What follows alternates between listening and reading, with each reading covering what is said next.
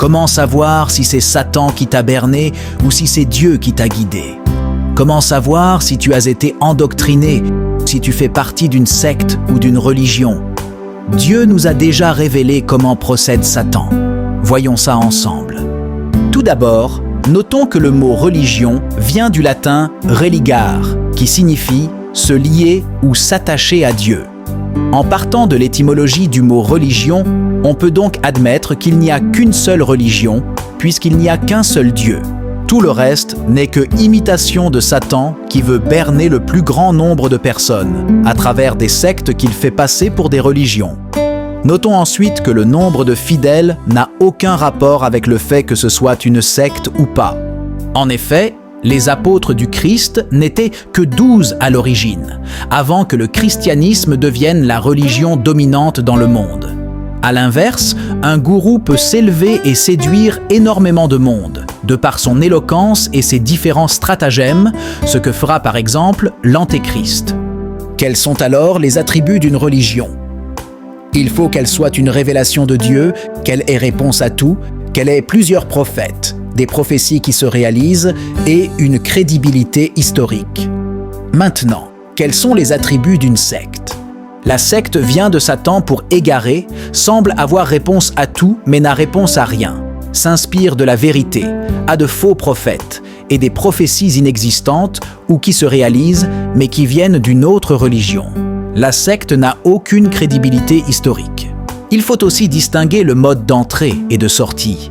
Il est facile d'entrer dans une religion et aussi facile d'en sortir. C'est presque l'inverse avec une secte. Il est facile d'y entrer et très difficile d'en sortir.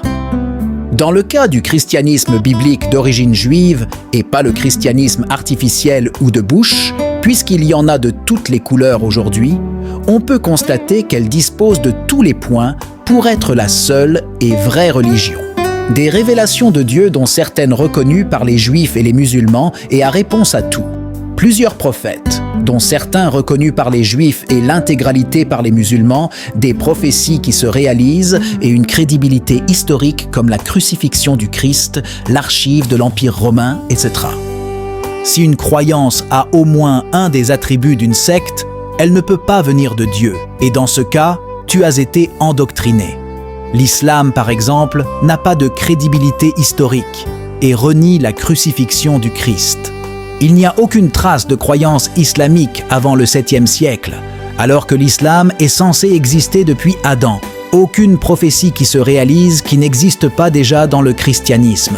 Très facile d'y entrer à travers le shahada et très difficile d'en sortir à cause de la pression familiale, la peur de l'exclusion communautaire, la peur du châtiment de la tombe, la peine de mort des apostates en terre d'islam, etc.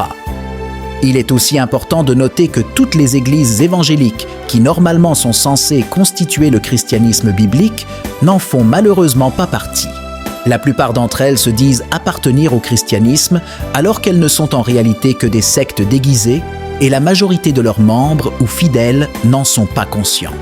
Le simple fait de ne pas se soumettre à la volonté de Dieu, à travers la révélation et l'obéissance aux prophéties destinées à notre saison, qui consiste d'abord au retour sur le fondement doctrinal de l'Église primitive, ensuite à notre sanctification et à notre perfectionnement découlant des dites révélations par le Saint-Esprit, pour maintenant accéder à la foi de l'enlèvement, ou encore le fait de ne pas considérer toutes les déclarations des Écritures, d'en rejeter certaines comme l'interdiction à la femme de diriger un ministère ou d'enseigner dans l'Église et d'y ajouter ses propres pensées comme le fait de voir Dieu comme une trinité, de donner des enseignements erronés sur la dîme à cause de l'intérêt qui y est tiré, le fait d'insérer des fêtes païennes dans l'Église, telles la fête de fin d'année romaine ou la Noël, etc., qualifie la plupart des églises évangéliques de sectes pernicieuses et leurs membres d'hérétiques.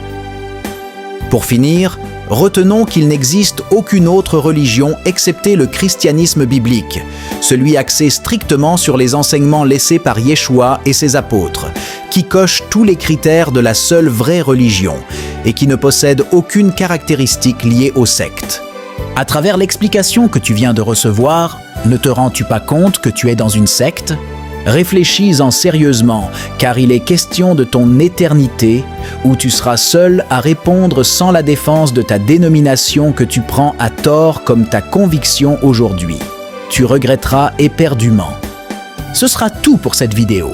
Si tu as retenu quelque chose de nouveau, alors abonne-toi et laisse en commentaire « Seigneur, délivre-moi de l'ignorance ». Si éventuellement tu souhaites faire partie de notre communauté WhatsApp, envoie nous intégrer au plus 229 69 705 959 pour recevoir automatiquement nos publications. À très bientôt.